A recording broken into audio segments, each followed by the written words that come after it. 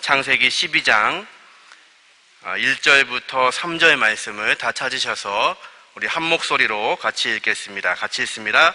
여호와께서 아브라함에게 이르시되 너는 너의 고향과 친척과 아버지의 집을 떠나 내가 내게 보여줄 땅으로 가라. 내가 너로 큰 민족을 이루고 내게 복을 주어 내 이름을 창대하게 하리니 너는 복이 될지라. 너를 축복하는 자에게는 내가 복을 내리고 너를 저주하는 자에게는 내가 저주하리니 땅의 모든 족속이 너로 말미암아 복을 얻을 것이라 하신지라. 아멘. 이 시간에 조경호 목사님 사모님이 오셨습니다. 이양진 사모님, 잠깐 일어나시면 저희가 박수로 환영하겠습니다. 환영합니다.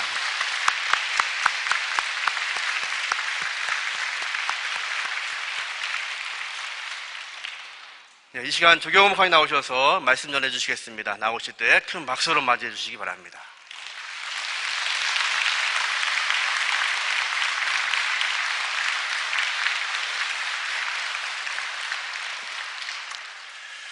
네, 먼저 저를 대응 가족으로 받아들여 주셔서 감사를 드립니다.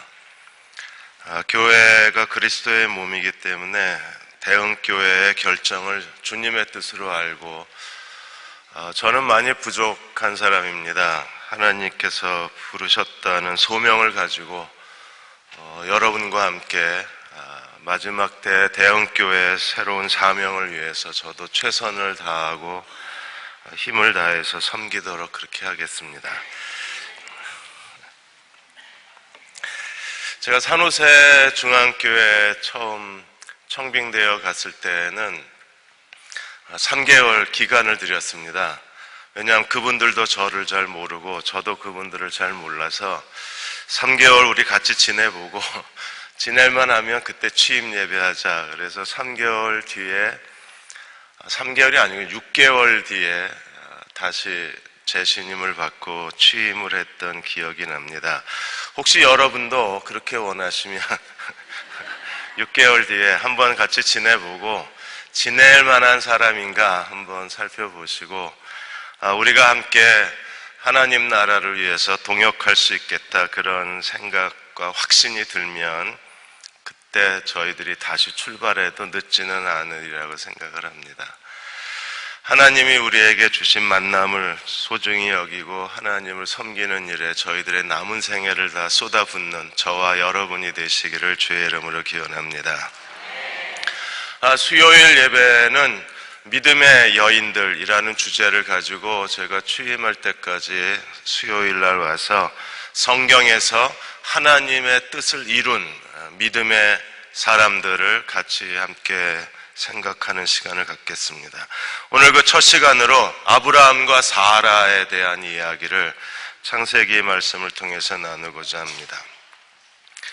이제 저희가 사는 시대는 10년 동안에 굉장히 많은 변화가 일어난 시대입니다. 새로운 기술이 나타나고 시장에 급격한 변화가 일어나고 소비자들이 대거 이동하고 있습니다. 이렇게 빠르게 기술의 변화, 소비자의 변화, 그리고 마켓이 변화될 때 가장 중요한 것은 미래에 대한 예측입니다.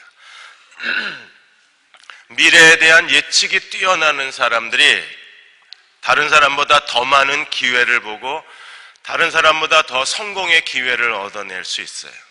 미래 예측이 뒤떨어지는 사람들은 다른 사람보다 항상 뒤처질 수밖에 없고 성공의 기회를 얻어낼 수 없습니다. 그러므로 지금 이 시대의 젊은이들, 이 시대에 살아가는 사람들에게는 미래 예측이라는 게 굉장히 중요한 능력이에요. 그러면 하나님을 예배하고 섬기는 그리스도인에게는 어떤 능력이 필요한가? 우리는 미래 예측이 아니라 오늘에 대한 분석이 뛰어나야 합니다. 오늘을 붙잡지 않으면 내일을 살아낼 수가 없어요.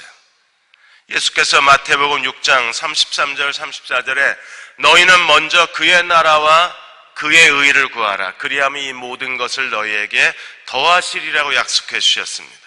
하나님 나라와 의를 먼저 구하라. 하나님 나라와 의를 구하는 사람은 어떻게 사는 사람입니까? 그러므로 내일 일을 염려하지 말고 오늘을 붙잡으라.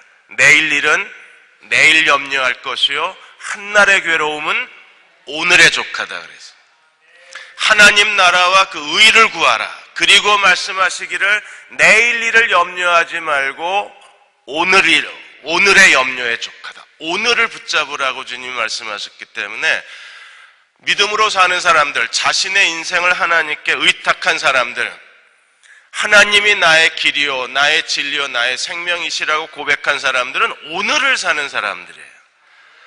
우리는 하나님께 하나님의 뜻을 알려달라고 말합니다. 하나님 내 인생의 계획서, 내 인생의 지도를 보여달라고 말합니다. 그러나 요한복음 14장 6절에 주님이 내가 길이라고 말씀하셨을 때 주님은 우리에게 지도를 보여주는 게 아니라 계획표, 내년도의 계획표를 미리 보여주시고 네가 알아서 준비하라가 아니라 주님 자신이 길이세요. 주님을 따라가면 그게 길인 겁니다. 길을 보여주고 너는 이리로 가라가 아니라 나를 따라와라. 그러면 내가 너의 길이 되어주겠다. 주님의 약속이에요. 그러므로 오늘 우리는 주님을 따라가야 하는데 주님을 따라간다는 것, 오늘을 사는 거예요. 그럼 오늘을 산다는 거 어떻게 사는 건가? 오늘 속에 포함되어 있는 가장 중요한 영적 원리가 가정입니다. 남편과 아내의 관계. 오늘 하나님께서 아브라함에게 언약을 주셨는데 하나님이 어떻게 아브라함의 언약을 이루어 가시는가? 오늘 창세기 12장 1절에 3절까지 하나님이 아브라함에게 주신 언약의 세 가지 큰 주제가 너는 복의 근원이 되라. 복, 그 다음에 내가 이 땅을 너에게 주겠다. 땅. 그리고 너의 자손으로 말미암아 내 민족을 이루겠다. 아들. 그래서 복, 아들, 땅. 이 세 가지가 하나님이 아브라함에게 주신 언약이에요. 이 아브라함의 언약이 이루어져야만 하나님은 아브라함을 통해서 내 민족을 이루겠다. 그리고 이 땅을 너와 내 후손에게 주겠다는 하나님의 언약의 성취가 되는 겁니다. 그런데 하나님이 아브라함의 복, 아브라함의 아들, 아브라함의 땅을 어떻게 성취하시는가? 어떤 커다란 프로젝트가 있는 것도 아니고 믿음의 위대한 행동이 있는 게 아니라 하나님이 아브라함에게 사람의 힘으로 행할 수 없는 어떤 커다란 과업을 주신 게 아니라 아브라함과 사라의 부부관계를 통해서 남편과 아내라는 가정을 통해서 하나님의 언약이 이루어져 가요. 아브라함의 언약을 이루어가는데 가장 중요한 그 하나님의 방법이 뭐냐면 그의 아내 사라입니다. 하나님이 사라를 통해서 아브라함의 언약을 이루어 가시는 거예요. 오늘 이 시대에 우리가 하나님의 더 큰 일을 감당하고 하나님께 더 크게 쓰임받는 그리스도의 종이 되기 위해서 우리에게 필요한 게 뭐냐면 우리 가정에서부터 내일 일은 내일 염려할 것이요 한날의 괴로움은 그날의 족하다. 가정에서부터 오늘을 붙잡는 신앙인이 되어야 그래야 하나님이 내가 곧 길이요 그분이 길이 되셔서 우리의 길을 인도해 주실 수가 있어요. 하나님은 우리에게 무엇을 어떻게 하라고 자세하게 설명해 주지 않으십니다. 그냥 하루하루 나를 따라오면 돼 라고 말아요. 에버랜드에 놀러 간 아이들이 있습니다. 아이들이 그 안에 동물원이 어디 있고 놀이터에 어디에 놀이터 기구가 있고 어디에 뭐가 있는지 아이들은 모릅니다. 그냥 아이들은 뭐만 잘하면 됩니까? 엄마 아빠만 잘 따라가면 돼요. 그러면 엄마 아빠가 알아서 동물원도 구경시켜주고 엄마 아빠가 알아서 놀이기구도 태워주고 엄마 아빠가 알아서 즐겁게 놀게 해줄 거 아니에요. 그냥 아이가 해야 할 일은 그 3살 된 애가 에버랜드 가기 전날 밤에 에버랜드 지도 펴놓고 어디에 뭐가 있고 그거 다 암송하고 지도를 다 그려가지고 얘가 지도를 보면서 에버랜드에서 즐길 필요는 없는 거잖아요. 부모만 따라가면 되는 거예요. 마찬가지로 하나님이 우리 인생에 대해서 자세하게 설명해 주시는 것이 아니라 주님이 말씀하시길 그냥 나만 따라와. 나만 따라오면 돼. 우리가 주님을 하루하루 따라가다 보면 하나님께서 우리의 필요한 모든 것을 하나님이 먼저 앞서 행하시며 이루어 주시고 우리의 필요한 것을 채워주시는 하나님이십니다. 아프리카의 우간다에서 사역하는 원주민을 대상으로 사역하는 그 스미스 부인이 있습니다. 선교사님이 계신데 이분이 갑자기 몸이 무거워지기 시작하고 몸이 아프기를 시작한 거예요. 그래서 본부에다가 급하게 연락을 보냈습니다. 내가 지금 몸이 좋지 않으니까 도시에 나가서 진찰을 받고 치료를 받았으면 좋겠다. 급히 좀 돈을 보내달라. 그런데 본부에서 돈이 안 오는 겁니다. 일주일을 기다려도, 2주일을 기다려도, 한 달을 기다려도 돈이 안 오는 거예요. 후원비가 오지 않으니까 결국에 음식도 떨어지고 병원 갈 돈도 없고, 그래서 할 수 없이 그 원주민들이 먹는 그 보리 같은 거, 그 보리죽 같은 거를 끓여 먹어야 됐었어요. 음식 살 돈도 없으니까. 그렇게 한 달을 보내는 동안에 죽만 먹었는데 몸이 회복이 되는 겁니다. 그리고 나서 송금이 도착을 한 거예요. 이미 그때는 병도 다 나았고 몸 건강도 회복이 된 뒤였기 때문에 본부에 대해서 막 불평을 했습니다. 아니, 돈 보내달랄 때 보내줘야지. 이제 보내면 뭐하냐. 이제 병이 다 낫는데. 그리고 막 투덜투덜거렸습니다. 그리고 1년 있다가 이제 안식년이 돼서 그분이 다시 그 본국으로 돌아와서 병원에 가서 진단을 받으면서 의사가 뭐 그동안에 괜찮았느냐 그랬더니 내가 한 1년 전에 이상한 병을 앓았는데 병명도 모르겠다. 근데 이런 저런 증세를 앓다가 본부에서 송금이 늦어지는 바람에 할 수 없이 그 원주민들이 먹는 보리 같은 것을 빻아가지고 그 죽을 먹었는데 한 달쯤 먹고 나니까 괜찮더라. 그런데 한번 검진을 다시 해봤으면 좋겠다. 의사가 가만히 듣고 있더니 그거는 약이 없고 그런 증세가 있으면 그냥 오트밀 같은 죽 같은 것을 한 달 동안 먹어야 낫는 병이라. 하나님이 알아서 돈을 안 보내신 거예요. 근데 이 선교사는 돈 안 보낸다고 불평하고 짜증을 낸 겁니다. 근데 어차피 비싼 돈 들고 대도시에 비행기 타고 나가서 대도시 의사 만나봐야 치료 방법은 죽 먹는 거예요. 그제서야 이 선교사 스미스 부인이 하나님이 하시는 일은 완전하고 하나님은 내게 정확한 내게 필요한 은혜를 주셨음을 다시 고백하게 됐습니다. 주님이 우리의 길이 되십니다. 우리가 하루하루 주님을 충성스럽게 따라가다 보면 하나님은 내게 합당한 은혜를 주시고 내게 정확하게 주셔야 될 것을 채우시는 분이십니다. 그런데 그 하루를 사는 삶의 가장 중요한 원리가 아내와 남편이에요. 믿음의 조상 아브라함에게 하나님이 나타나셔서 너는 복의 근원이 되라, 복의 통로가 되라, 내게 아들을 줄 것이라, 내가 그 아들을 통해서 내 민족을 이룰 것이라, 내가 이 땅을 너에게 적과 꿀이 흐르는 이 땅을 너에게 기업으로 주리라. 어떻게 그것이 이루어지는가? 사라를 통해서 하나님이 어떻게 이루시는지 세 가지 장면을 보겠습니다. 첫째로 하나님이 아브라함에게 너는 복의 근원이 되리라고 그랬는데 어떻게 아브라함이 복의 근원이 될 수 있을까? 이 복은 물론 영적인 복입니다. 예수 그리스도로 말미암아 믿는 자에게 주시는 하나님의 놀라우신 거저 주시는 하나님의 은혜들입니다. 우리의 모든 죄를 사하시고 우리를 거듭나게 하시고 우리를 의롭다 하시고 우리 안에 성령이 내주하시고 하늘에 속한 신령한 복으로 우리에게 복 주신 겁니다.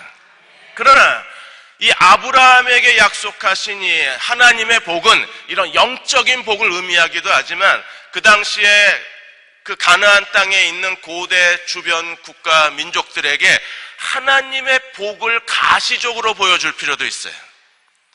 하나님의 복을 주장하는 사람이 가난하게 살고 매일 먹을 거 걱정하고 그리고 허름한 옷차림에 정말 힘들게 살면 아브라함이 믿음의 조상이 되어서 하나님의 복의 통로가 될 수 없잖아요. 영적인 복을 나누어주는 축복의 근원이요 축복의 통로지만 그러나 이방 민족에게는 가시적으로 하나님의 축복을 보여줄 필요가 있어요. 그러나 아브라함이 가나안 땅에 가서 어떻게 사업을 하고 또 치킨집을 하거나 뭐 어떤 구멍가게를 하거나 아니면 뭐 새로운 사업을 구상해서 어떻게 하나님의 부를 성취해내는가?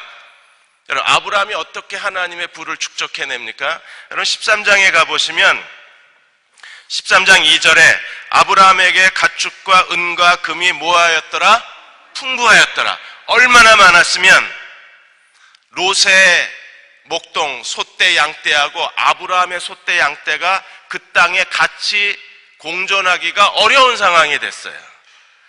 그래서 매일 좋은 풀 그리고 가축들에게 먹일 물 때문에 아브라함의 목자들하고 롯의 목자들이 다투니까 할 수 없이 어떻게 했습니까? 아브라함이 롯에게 네가 우하면 내가 좌하고 네가 좌하면 내가 우하리라, 이렇게 롯과 헤어지게 돼요. 롯과 헤어질 만큼 하나님이 아브라함에게 가축과 은금이 풍부해진 겁니다. 그러니까 가시적인 물질적 축복으로 하나님의 복을 이방 민족에게 보여줄 수 있게 된 거예요. 그런데 이 아브라함의 근과 음과 이 엄청난 가축대가 어디서 나왔습니까? 사라요. 사라가 부잣집 딸인가요? 아니에요. 가난한 집 딸이었어요. 자, 어떤 일이 벌어졌는지 다시 12장으로 돌아오셔서 하나님이 이 엄청난 부를 어떻게 아브라함에게 허락해 주실 수 있었나? 12장 7절에 여호와께서 아브라함에게 나타내 이르시되 내가 이 땅을 내 자손에게 주리라. 어떤 땅이요? 가나안 땅. 하나님 분명히 말씀하시기를 이 땅을 너와 내 자손에게 주리라. 근데 그 땅에 뭐가 왔어요? 기근이 왔어요. 10절에 보면 그 땅에 기근이 들었으므로 아브라함이 하나님이 약속하신 땅을 떠납니다. 어디로 가요? 애굽으로 갑니다. 그래서 10절에 보시면 그 땅에 기근이 들었으므로 아브라함이 애굽에 거류하려고 그리로 내려갔으니 이는 그 땅에 기근이 심하였습니다. 일단 애굽으로 도망가기로 합니다. 애굽에 가서 임시 거주하기로 합니다. 너무 먹을 게 없고 이 땅은 메말라 있으니까 이제 생존을 위해서 애굽으로 임시로 내려가요. 그런데 뭐가 걸려요? 사라가 너무 이쁜 거예요. 여러분 10년 전만 해도 이 구절을 읽으면 이해가 안 됐습니다. 아니 60 넘은 할머니가 이쁘긴 뭐 이뻐. 그런데 지금은요 80 먹은 할머니도 50대 같잖아요. 지금은 나이 60 그러면 노인 축에도 안 들잖아요. 지하철에 노인석 앉으면 큰일 납니다. 왜 아줌마가 거기 앉냐고. 예, 한국에는 3가지 성이 있습니다. 남성, 여성, 그리고 아줌마. 제3의 성이 있어요. 그러면 우리가 아브라함이 자기 아내 사라가 너무나 이뻐서 걱정하는 게 지금은 이해가 돼요. 아브라함이 어떻게 걱정합니까? 11절에 그가 애굽에 가까이 이르렀을 때 그의 아내 사라에게 말하되 내가 알기에 그대는 아리따운 여인이라. 그래서 서로 약속을 합니다. 어떻게? 내가 오빠하고 너 누이 동생 해라. 그래서 친남매가 된 거예요. 애굽왕 바로가 보니까 친남매라 그러니까 사라가 너무 이쁘니까 얼마나 이뻤으면 14절에 보시면 아브라함이 애굽에 이르렀을 때 애굽 사람들이 그 여인의 성경이 이게 과장법인가요? 도대체 얼마나 이뻤길래 심히 아름답다 그랬어요. 미스 코리아도 아니고 미스 월드가 된 것 같아요. 아주 심히 아름다운데 바로만 그렇게 본 게 아니에요. 바로만 봤으면 다 자기 눈에 안경이니까 바로만 좋아한 줄 알았는데 15절에 보면 바로의 고관들도 그를 보고 바로 앞에서 뭐 했어요? 칭찬함으로. 이쁘긴 정말 이뻤나 봐요. 일단 이뻐야 얘기가 시작이 돼요. 드라마나 뭐나. 그래서 어떻게 됐습니까? 바로가 사라를 자기야 후처로 삼으려고 하는 일이 애굽의 궁에서 일어난 거예요. 그런데 하나님이 어떻게 하셨어요? 그걸 막으셨잖아요. 그런데 하나님께서 이 사실을 애굽의 바로에게 알리기 전에 사라를 자기 아내로 삼으면서 친오빠 아브라함에게 어떻게 했습니까? 16절을 같이 읽겠습니다. 이에 바로가 그로 말미암아 아브라함을 후대함으로 아브라함이 양과 소와 노비와 암수 나귀와 낙타를 얻었더라. 이미 다 얻었어요. 결혼지참금으로. 누구에게? 친오빠 아브라함에게. 다 얻은 다음에 그 다음에 하나님이 하시는 걸 보세요. 제가 하나님이었으면 지창금 받기 전에 하나님이 사라는 아내다, 아브라함의 아내다라고 비밀을 밝혔을 텐데, 하나님이 아브라함이 다 받은 다음에 17절에 여호와께서 아브라함의 아내 사라의 일로 바로와 그의 집에 큰 재앙을 내리신지라. 다 받고 난 다음에. 우리 하나님 너무나 멋지지 않아요? 이게 타이밍이 잘 맞아야 돼요. 받기 전에 이게 났으면 아브라함은 빈손으로 정말 부끄럽게 나와야 되는데 이미 다 받았어요, 결혼 지참금을. 그리고 당시에 애굽왕 바로가 줬으니 얼마나 많이 줬겠어요? 아마 4톤 트럭 한 20대분은 줬을 것 같아요. 그리고 큰 재앙이 내리고 그 사라는 남의 아브라함의 아내라는 사실을 밝히고, 그리고 13장 1절에 보면 아브라함이 애굽에서 그와 그의 아내 모든 소유와 녹과 함께 네겝으로 올라가니 어떻게 됐습니까? 아브라함이 가축과 은과 금이 누구 때문에 얻었어요? 아내. 어떻게 아내 때문에 얻었어요? 자기 살자고 아내를 누이 동생으로 속였잖아요. 남자가 나이 50이 넘어가면 조금 이렇게 치사해집니다. 저도 나이 들어보니까 점점 저 아내 앞에서 나 살자고, 자기가 죽을까봐. 당시 고대 사회에서는 이쁜 여자를 강탈하기 위해서 남자를 죽이는 일이 흔했기 때문에 아브라함이 살자고 제발 나 좀 살려줘, 사라에게 매달리고 그 이쁜 사라는 그걸 허락해주고, 그 인간적으로 보면 비열한 아브라함의 행동이었는데 하나님이 그것을 가지고 아브라함의 부에 쌈짓돈을 삼아버리신 거예요. 그리고 아브라함은 어디를 가든지 은과 금과 가축이 풍부했습니다. 하나님께서 오늘도 우리의 일상생활, 가정에서 일어나고 있는 남편과 아내의 일상적 생활에서 또는 우리의 개인의 삶 속에서 일어나는 오늘에 일어나는 일들, 그게 아브라함이 비열한 행위고 오늘에 일어나는 일들, 사라에게는 수치스러운 일이고 오늘 일어나는 일들, 이것은 우리에게 정말 위기의 상황이 계속 반복되어질지 몰라도 오늘을 붙잡는 사람들에게 하나님이 어떤 일을 행하십니까? 아브라함을 복의 근원으로 만드신 하나님의 언약의 성취가 어디서 이루어졌어요? 아브라함의 비열한 행동에서 이루어지는 거예요. 하나님은 우리의 길이 되십니다. 오늘 하루하루 내가 충실하게 주님을 따라가면 살자고 비열해질 수도 있습니다. 살자고 거짓말할 수도 있습니다. 살자고 아내에게 못된 짓을 할 수도 있습니다. 아내의 마음이 얼마나 상처가 됐겠습니까? 그런데 살자고 했던 모든 일들을 하나님이 그걸 책망하신 게 아니라 그런 하루에 일어나는 일들을 통해서 하나님의 너는 복의 근원이 되라는 언약을 성취하고 계신 거예요. 우리가 그 하나님을 사랑하지 않을 수 있나요? 영국의 위대한 성경교사로 알려져 있는 웨피플, 닥터 웨피플이 있습니다. 이분이 가족들하고 해변에 피크닉을 갔다가 그만 자녀 중 하나가 파도에 휩쓸려서 하나님께로 돌아가요. 자녀 중 하나가 죽습니다. 너무나 고통스럽고 너무나 슬퍼서 장례식을 다 마치고 서재에 와가지고 하나님 앞에 무릎을 꿇고 하나님의 위로를 구했는데 하나님의 위로가 느껴지지를 않는 거예요. 자기는 지금 엄청난 충격과 그리고 슬픔을 겪고 아픔을 겪는데 하나님은 이 웨피플, 닥터 웨피플에 대해서 하나님이 외면하시는 것처럼 느껴졌습니다.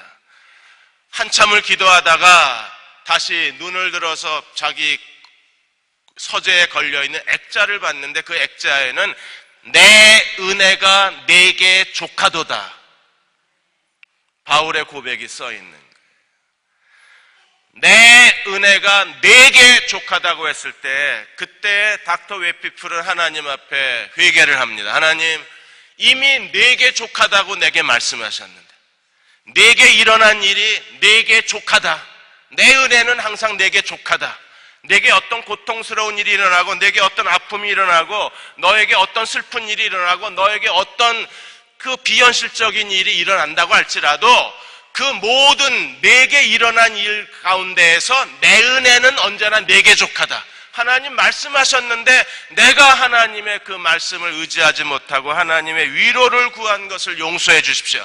하나님의 은혜는 이미 내게 주어졌습니다. 내가 오늘 일어난 일을 받아들일 때, 이것을 내가 하나님 앞에 끌어안을 때 하나님은 그것을 내게 족하다고 만들어주신 하나님이신데 내가 그 하나님을 의지하지 못했습니다. 아브라함과 사라가 자기들에게 일어난 일을 다 끌어안았을 때 하나님은 그 가정의 위기, 사라가 겪은 어려움, 아브라함의 그 난처한 상황, 그걸 통해서 어떻게 하셨어요? 내 은혜가 내게 족하다. 하나님의 축복의 언약을 이루신 하나님이세요. 이제 두 번째로 아들 문제로 넘어갑니다. 아브라함에게 하나님이 아들을 주셔서 그 아들로 말미암아 내 민족을 이루겠다고 하신 아들에 대한 약속을 주어졌는데도 불구하고 하나님이 아브라함에게 계속 아들을 안 주시는 거예요. 아내가 혹시 헛구역질하면 임신했나 하고 살펴보면 임신한 게 아니라 그냥 밥을 많이 먹어서 실망하고, 도대체 언제 임신이 되는 거야? 언제 내 안에는 아이를 낳는 거야? 그렇게 기다렸는데도 하나님께서 그들에게 아들을 주시지 않았어요. 기다리다 지친 아브라함이 어떻게 말합니까? 15장에 가보시면 아브라함이 이렇게 말합니다. 15장 2절에 아브라함이 이르되 주 여호와여 무엇을 내게 주시려 하나이까? 나는 자식이 없사오니 나의 상속자는 이 다메섹 사람 엘리에셀입니다. 아브라함이 자기의 하인 중에 아주 충성된 하인을 하나님께 추천을 해서 이 하인을 입양하겠다는 거예요. 그래서 하나님과 지금 합의를 보려고 하는 겁니다. 바쁘신 것 같은데 저한테 아들 주시겠다는 약속을 잊어버리신 것 같은데 하나님 바쁘시면 이 사람 괜찮은 사람이니까 이 사람 우리 양자 삼아서 하나님의 후사로 세웁시다. 그리고 아브라함이 하나님께 추천한 사람이 엘리에셀이에요. 근데 하나님은 완강하게 거부를 하십니다. 하나님 뭐라고 그러세요? 하나님께서 4절에 보시면 여호와의 말씀이 그에게 이르시되 그 사람이 내 상속자가 아니라 내 몸에서 날 자가 내 상속자다. 내 몸에서 낳아야 된다. 아브라함이 낳아야 된대요. 여기에 사라의 두 번째 아들에 대한 두 번째 그들이 저지르는 커다란 실수가 등장을 하는데 그게 뭡니까? 사라가 16장 1절에 보면 아브라함의 아내 사레는 출산을 하지 못하였고 그에게 한 여종이 있으니 애굽 사람의 이름은 뭐예요? 하갈이라. 아브라함이 낳아야 된다니까. 그래서 사라가 생각할 때 자기는 아이를 못 낳고 아브라함이 낳아야 하나님의 약속의 후사라 그러니까 사라가 큰 결심을 한 거예요. 어떤 결심을요? 자기 몸종 하갈을 아브라함에게 후처로 주기로 한 겁니다. 씨바지로 주기를 한 거예요. 그래서 16장 2절에 사레가 아브라함에게 이르되 여호와께서 내 출산을 허락하지 아니하셨으니 원하건대 내 여종에게 들어가라. 내가 혹 그로 말미암아 자녀를 얻을까 하노라 하매 아브라함이 누구의 말을 들었어요? 사레의 말을 들었어요. 아내의 말을 들었습니다. 그래서 아브라함이 경처가의 시조입니다. 아내를 보면 경기하는 남자를 우리가 경처가라 그러거든요. 공처가보다 한 단계 위. 아브라함이 누구 말을 들어요? 사레의 말을 들었어요. 그렇게 태어난 아들이 누굽니까? 이스마엘이요. 이스마엘을 낳았는데 아니 아브라함이 하갈에게 들어가기 전에 하나님이 막으셔야 되는데 하나님은 내버려 두셨다가 이스마엘이 태어나자 하나님이 뭐라고 말씀하십니까? 사라 네가 낳아야 된대요. 아니 조금 전에는 아브라함이 낳으면 된다 그러더니 이제 와서는 하갈을 통해서 애를 낳으니까 자기는 못 낳고 하갈 몸종을 줘서 여자가 그게 얼마나 큰 희생이에요. 그래도 하나님을 사랑하고 하나님의 언약을 이루어드리는 열정이 있으니까 사레가 그걸 결정을 하고 몸종이라도 넣어서 어떻게든 하나님의 뜻을 이루어드리자고 사레가 희생한 거 아니에요. 제 아내 같으면 안 합니다. 절대 안 할 여자입니다. 그런데 사레는요 대단한 여자잖아요. 나 하나 희생해서 뭘 이루어드리자? 하나님의 뜻을 이루어드리자. 그리고 하갈을 집어넣어서 이스마엘이 태어나고 잉태를 했는데 하나님 말씀하시길 네가 낳아야 돼. 아니 진작 얘기하시지. 엘리에셀, 아브라함이 낳아야 된다. 그래서 아브라함이 낳았어. 그랬더니 사라가 낳아야 된대요. 여러분, 이걸 통해서 아브라함이 뭘 깨닫습니까? 누가 주도권을 갖느냐, 이걸 깨달아요. 지금 주도권은 누가 가졌습니까? 하나님의 뜻을 아브라함과 사라가 자기들 힘으로 이루어 드리려고 하는 거예요.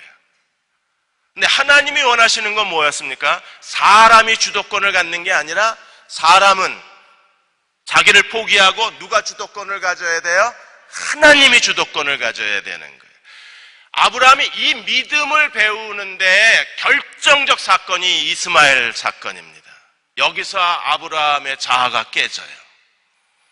그리고 믿음이 뭔가를 배우기 시작합니다. 로마서 4장 19절에서 22절까지 보시면 아브라함의 믿음에 대해서 이렇게 말합니다. 그가 나이 100세가 되어 자기 몸이 죽은 것 같음과 사라의 태가 죽은 것 같음을 알고도, 아브라함이 죽었어요. 이제 애 못 낳아요. 사라도 죽었어요. 이제 애 낳을 수 없어요.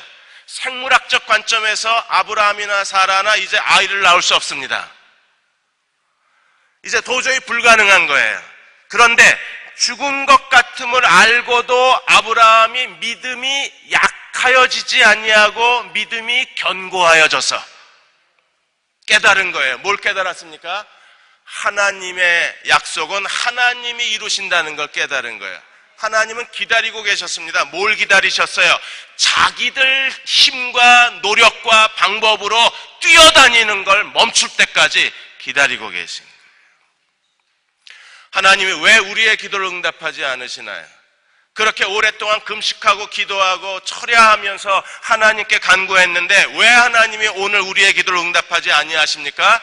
내 믿음이 없어서가 아니라 내가 내 노력과 내 방법으로 이 문제를 해결하는 걸 멈추기를 기다리시는 거예요. 제 아내가 저렇게 순하게 생겼지만 한성질합니다.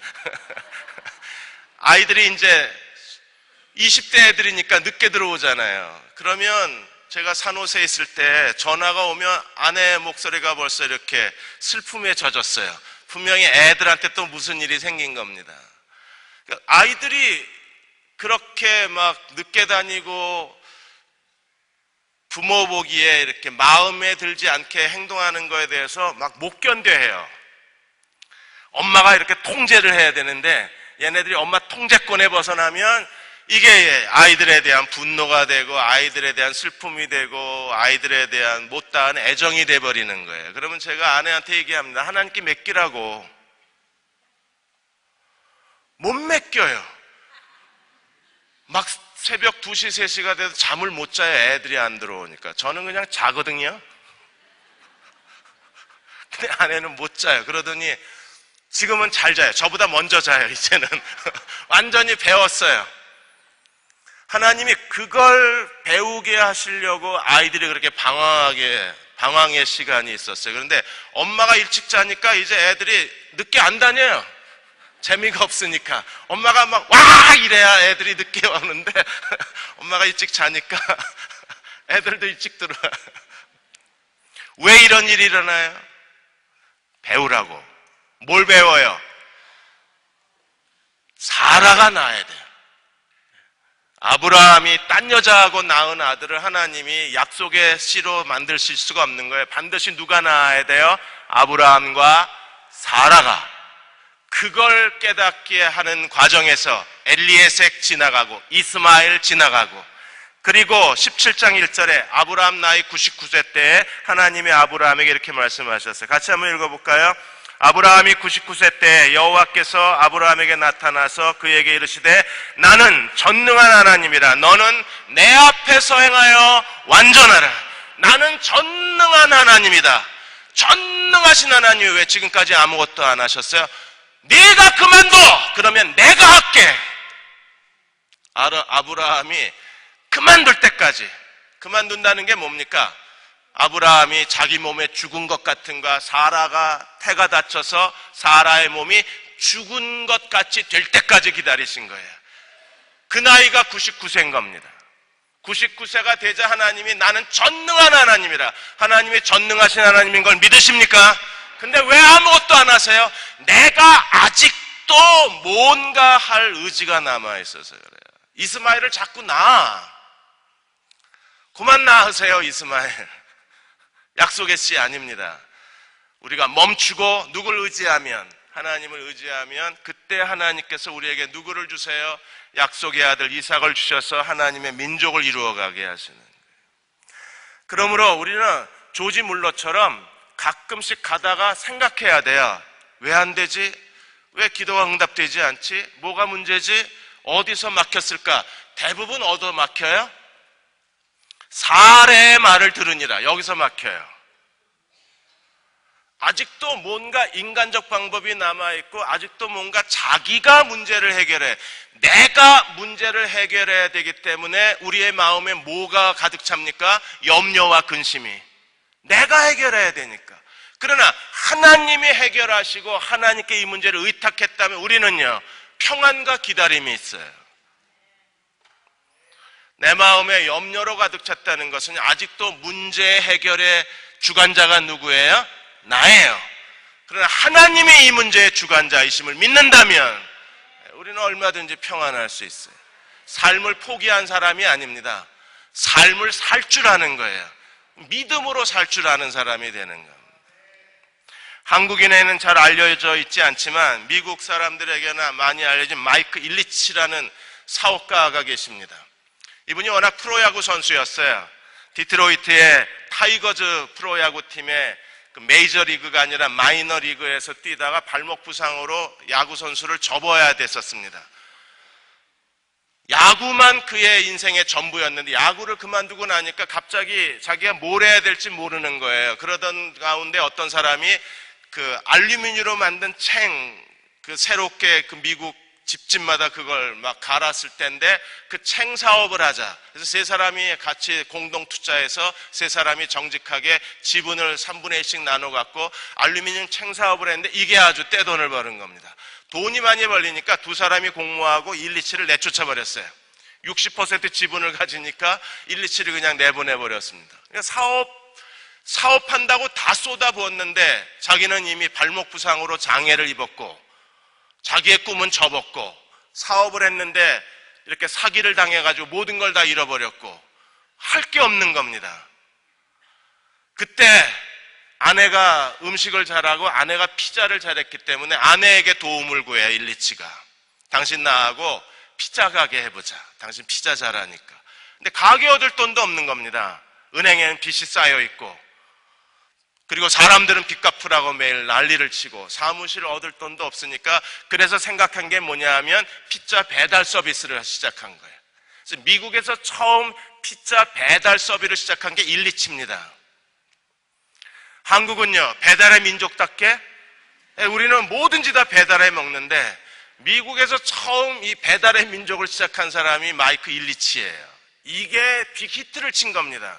2년, 3년 만에 프랜차이즈 직영점에서 500개가 넘으면서 이 사람이 그냥 돈방석에 앉았어요. 그리고 프로야구에 대한 꿈을 못 버리고 있는 상황에서 디트로이트의 타이거즈 팀이 그 경쟁 상대였던 도미노 피자가 이 사업 구단주였었는데 이 도미노 피자에서 이 타이거즈 팀을 내놓은 거예요. 내놓자마자 이 일리치가 사버렸어요. 옛날에 자기가 뛰었던 그 프로야구 팀을 이제는 자기가 구단주가 된 거예요. 그러니까 자기의 평생의 소원을 이룬 겁니다. 야구 선수는 되지 못했지만 그래도 자기가 뛰고 싶었던 메이저리그에서 뛰지도 못했지만 그 디트로이트 타이거즈 팀을 자기가 구단주가 돼요. 한 10여 개를 이 사람이 스포츠팀하고 사업체를 한 10여 개를 이루어가면서 미국인들에게는 아주 성공한 사업가 중에 한 사람으로 이렇게 존경을 받습니다. 근데 이 사람이 한 말이 뭐냐 하면 아내와 아내의 아궁이에서 내 미래가 나왔다 그래요. 아내가 만드는 피자 아궁이에서 지금의 마이크 일리치, 지금의 일리치 재단이 거기서 나왔다고 말합니다. 지금 아브라함은요, 철저하게 누구를 통해서 믿음을 배웠어요? 아내 사라를 통해서. 아내 여러분, 믿음 좀 가르쳐 주십시오. 사라가 아브라함에게 가르쳐 준 것처럼. 그리고 아브라함을 믿음의 사람으로 세워 주십시오. 그러나 하나님이 그를 통해서 더 놀라운 일들을 이 땅에 이루어내실 수 있어요. 가정마다 남편과 아내가 서로의 믿음을 주고받고, 가정에서 남편과 아내가 하나님 의지하는 법을 서로를 통해서 배울 수만 있다면 하나님은요, 여러분의 가정을 통해서 하나님의 언약을 이루어내실 수 있어요. 마지막으로 세 번째, 하나님이 아브라함에게 이 땅을 너에게 기업으로 주겠다 그랬는데, 고대 사회에서는 이방인에게 절대로 자기들 땅을 내어주지 않습니다. 그럼 아브라함이 하나님이 이 땅을 너에게 주겠다 그러는데, 아브라함은 지금 가나안 땅에 자기 소유의 땅 한 평도 없어요. 땅이 한 평도 못 가진 사람이 이 땅을 너와 네 후손에게 기업으로 주겠다. 이거 좀 모양새가 이상하잖아요. 그런데 하나님이 어떻게 아브라함에게 가나안 땅을 아브라함 소유지로 주십니까? 사라의 죽음 때문에. 사라가 죽어서 매장하게 됐습니다. 23장으로 가보면 사라가 죽어서 매장해야 되는데, 이 사라의 매장지 때문에 햇사람들이 아브라함에게 막벨라 굴을 팔아요. 왜요? 고대 사회에서 아내나 남편이 죽었을 때 매장을 가장 신성시했기 때문에, 이 고대 팔레스틴 그 부족 국가에서. 그러므로 아브라함의 요구를 그들이 거절을 할 수가 없는 거예요. 자기들이 산 땅에서 부모나 남편이나 아내를 매장하는 것을 가장 신성시 여겼고, 그걸 종교 이상으로 여겼기 때문에 아브라함이 그 막벨라 굴을 햇사람에게 팔라고 그랬을 때 그가 거절을 못해요. 몇 번 거절을 하죠. 그냥 땅은 안 팔 테니까 마음껏 묻고서 장례 지내. 그런데 팔 수는 없다고 그래요. 그런데 아브라함은요, 땅을 소유하고 싶은 거예요. 그래서 어떻게 했습니까? 23장 17절, 18절 읽어보겠습니다. 마므레 앞 막벨라에 있는 에브론의 밭, 그 밭과 거기 속한 굴과 그 밭과 그 주위에 둘린 모든 나무가 성문에 들어온 모든 해족속이 보는 데서 아브라함의 소유로 확정된지라. 누구 때문에? 사라가 죽어서. 사라는 죽어서까지도 하나님의, 아브라함을 향한 하나님의 언약을 이루는 거예요. 어떤 언약? 땅의 언약, 복의 언약, 아들의 언약, 그리고 땅의 언약. 여러분, 아들을 얻을 때에도 아브라함이 나이 99세가 되어서 아들을 낳을 수 있었던 결정적 이유가 어디 있습니까? 아브라함이 자기 아내를 누이라고 두 번째 속인 사건이 그랄 아비멜렉 사건이에요. 그랄 아비멜렉을 찾아갔을 때, 다시 그 20장에 보시면 거기에 가서 다시 누이라고 속였다가 그랄 지방의 모든 여자의 태가 닫혀요. 갑자기 아기 생산이 멈췄습니다. 근데 어떻게 다시 태를 열어요? 아브라함이 기도했을 때. 그래서 그랄의 아비멜렉에서 일어난 사건을 통해서 아브라함이 뭘 깨닫습니까? 야, 내가 기도하니까 여자들의 태가 열리더라. 그 사건을 직접적으로 정면으로 경험한 게 20장 사건이에요. 그랄 지방 사건입니다. 그러면 아브라함이, 하나님이 닫아놓으신 태를 아브라함이 기도하니까 열렸어. 누굴 쳐다봤겠어요? 사라는 지금 왜 애를 못 낳아? 하나님이 닫아놓으셨거든. 그러면 아브라함이 기도하자 그랄 지방의 모든 여자들의 태가 열렸는데, 그리고 기도하자 하나님이 사라의 태도 열으신 거예요. 그래서 21장에 이삭이 태어나요. 여러분, 이 모든 믿음을 누구에게서 배워요? 사라를 통해서. 사라는 앞에서, 뒤에서, 옆에서 아브라함과 함께 하나님과 동행하면서 아브라함의 믿음을 세우고 아브라함의 복을 가져오게 만들고, 그리고 아브라함으로 하여금, 이스마엘은 크게 실패했지만 다시 이삭을 태어나게 하는 결정적인 믿음을 두 번째 자기 아내를 누이라고 속긴 그랄 지방의 사건에서 경험하게 하고, 아브라함이 믿음이 견고해져서 하나님이 약속하신 것을 능히 이루실 줄을 믿자. 믿음으로 낳은 아들이 누구예요? 이삭인 거예요. 그리고 사라는 끝까지 죽으면서까지 하나님의 언약을 이루어 주잖아요. 이 땅을 너와 네 후손에게 주리라. 여러분, 이런 아내와 살고 싶지 않으십니까? 와, 이런 아내가 있으면 다시 한번 살아볼 만하지 않겠어요? 앞에서 뒤에서 옆에서 같이 하나님과 동행하며 일상생활의 모든 경험을 통해서 하나님의 언약을 이루어주는 믿음의 아내가 곁에 있다면, 오늘 예배드리신 여러분들이 남은 생애 동안에 믿음의 아내가 되어 주십시오. 그리고 믿음의 어머니가 되어 주십시오. 그리고 오늘 여러분들이 이 교회에서 이 대흥교회가 다시 하나님이 기뻐하시는 교회로 세워져 갈 수 있도록 오늘 예배드리시는 여러분 모두가 다 믿음의 사람으로 내조해주고 믿음의 사람으로 곁에 서 있어 준다면 하나님은 우리를 통해서 대흥교회의 새로운 미래를 만들어 가실 수 있을 것입니다. 그러한 저와 여러분이 되시기를 주의 이름으로 축원합니다. 이 시간 주 안에 있는 나에게 딴 근심이 있으랴, 이 찬송 부르면서 같이 찬양으로 기도하겠습니다. 여러분 모든 마음의 근심과 염려를 이 시간 다 내려놓으십시오. 내 은혜가 내게 족하다 믿으십니까? 마누라를 속여도 그게 오히려 하나님의 약속의 성취가 되는데, 우리가 그 하나님을 예배하면서 마음에 근심이 있다면 잘못 믿고 있는 거예요. 주 안에 있는 나에게 딴 근심이 있으랴, 십자가 밑에 나아가 내 짐을 풀었네. 십자가 앞에 짐을 내려놓으시는 이 시간 되시기 바랍니다.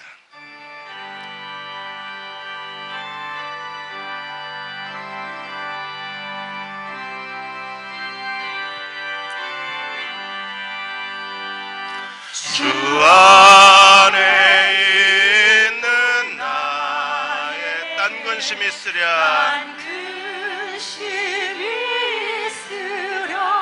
십자가 밑에 나아가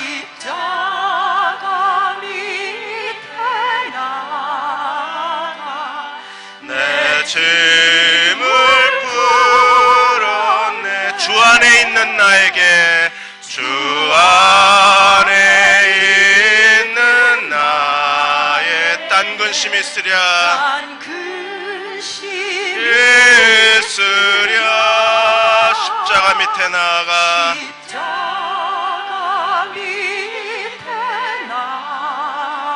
내 짐을 풀었네.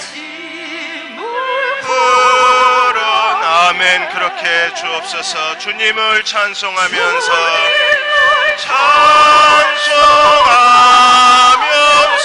할렐루야, 할렐루야,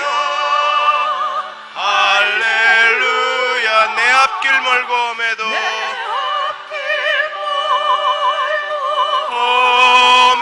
나 주님만 따라가리, 주님만 따라가리. 그 두려움이 변하여, 그 두려움이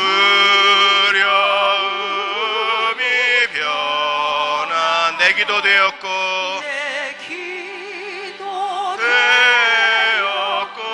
전날의 한숨 변하여, 날의 한숨 변하 내 노래 되었네. 노래 되었네. 주님을 찬송하면서,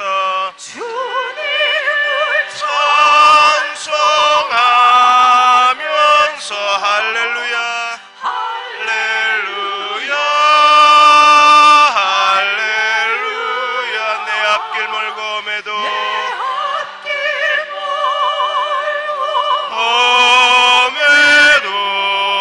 나 주님만 따라가 내 주는 자비하셔서, 내 주님 이곳에 임하여 주옵소서.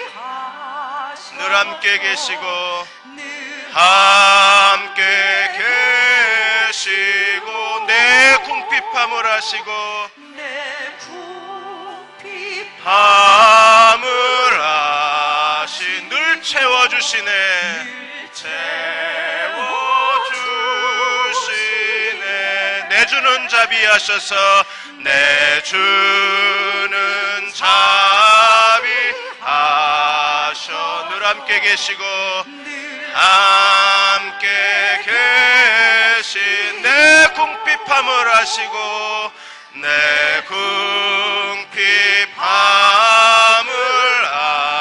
늘 채워주시네. 늘 아멘 주시네. 주님을 찬송하면서 주님을 찬송하며 주여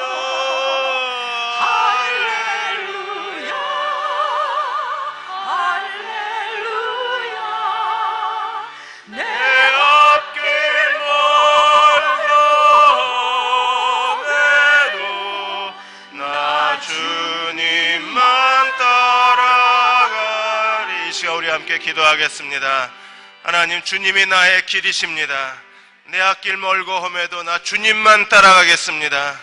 나와 함께 계신 주님, 내 궁핍함을 아시고 채워주시는 주님, 주님께 내 인생을 의탁하게 도와주시고 하나님 종들에게 믿음을 더하여 주시기 원합니다.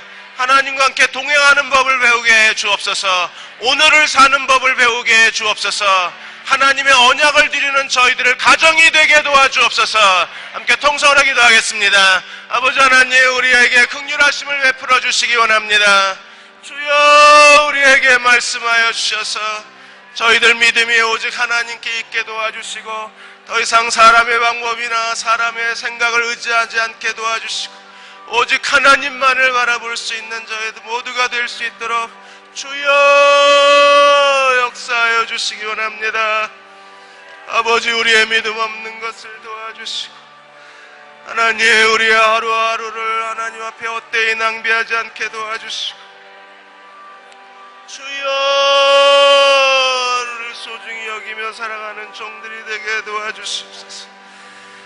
오 주여, 주여 주시옵소서. 하나님, 믿음의 아내, 믿음의 어머니가 되게 도와주시고 믿음의 동지가 되어 하나님을 기쁘시게 섬기는 종들이 되게 도와주시옵소서. 주여 역사하시고 하나님 인도하여 주시옵소서. 오 주님, 우리에게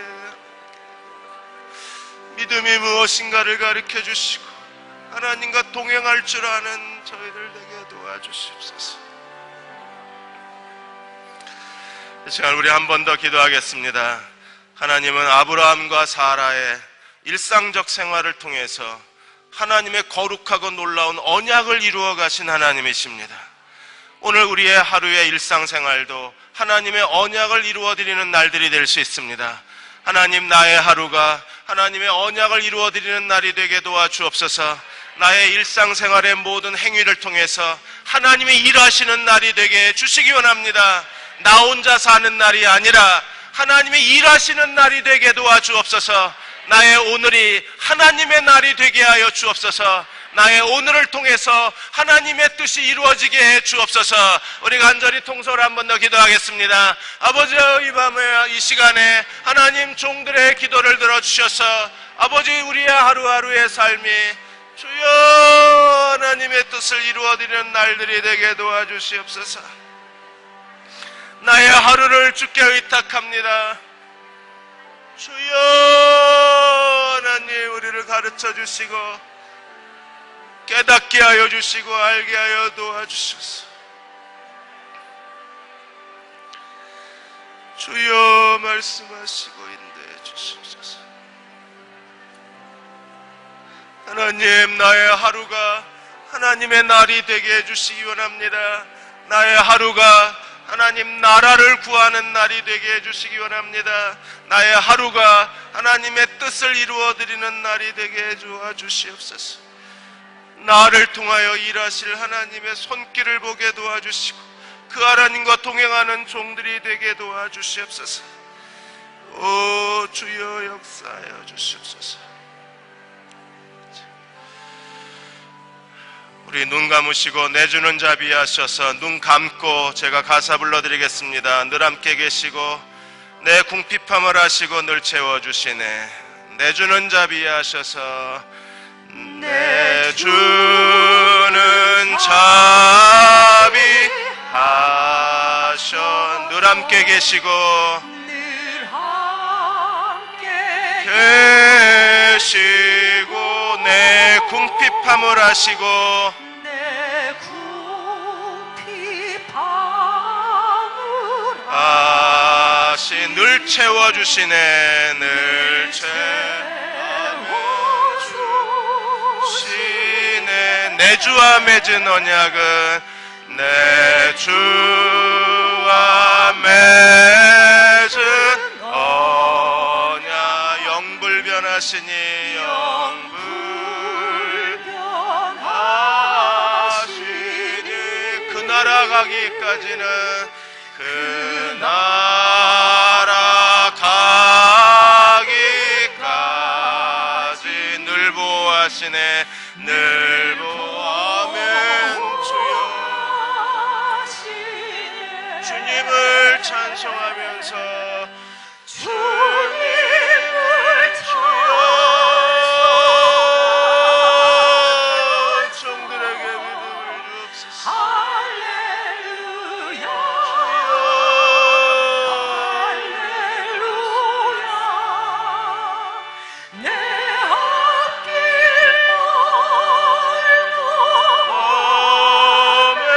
몸에도 나 주님만 따라가리 사라를 통해서 아브라함의 언약을 이루신 하나님 크고 위대한 일이 아니라 그들의 일상적 생활을 통해서도 하나님이 일하신 것을 저희가 보았습니다. 하나님이 일하시는 나의 하루가 되게 하여 주옵소서. 아무 의미 없이 허비되는 오늘이 아니라 우리의 행동을 통해서 우리의 여러 가지 일상생활을 통해서 하나님의 언약이 성취되는 믿음의 종들이 되게 해주시기 원합니다. 하루를 소중히 여기게 해 주옵소서. 하나님이 일하시는 날로 바치게 하여 주옵소서. 하나님의 언약의 성취가 이루어지는 우리의 하루하루의 삶이 될 수 있도록 기름 부어주시고 축복하여 주옵소서. 지금 우리를 죄에서 구원하신 우리 주 예수 그리스도의 은혜와 하나님 아버지의 무한하신 사랑하심과 성령의 인도하시고 위로하시며 도우신 은혜가 오늘 수요일 낮예배에 참석한 사랑하는 교우와 가정과 자녀들과 기도하여 구하는 모든 일들과 하나님의 인도하심을 구하는 모든 일들 위에 이 땅의 교회 위에 지금부터 영원까지 함께 하시기를 간절히 축원하옵나이다. 아멘.